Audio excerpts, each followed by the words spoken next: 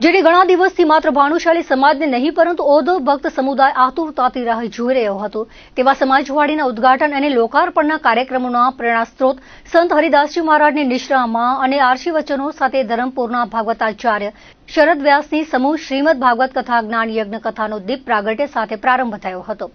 વલસાડ, વાપી, મુંબઈ સહિતના વિસ્તારમાં મોટી સંખ્યામાં કચ્છી ભાનુશાલી સમાજના ભાઈઓની ઉપસ્થિતિમાં વલસાડ ધરમપુર ચોકડી પાસે વલસાડ ભાનુશાલી મહાજન દ્વારા 35 કરોડના ખર્ચે અદ્યતન સમાજવાડીનું નિર્માણ કરવામાં આવ્યું છે।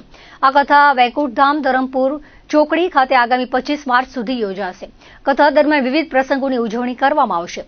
દીપક પંડ્યાના આચાર્ય પદે વાલરામ ચાલી સાથે કાર્યક્રમનો આરંભ થયો હતો।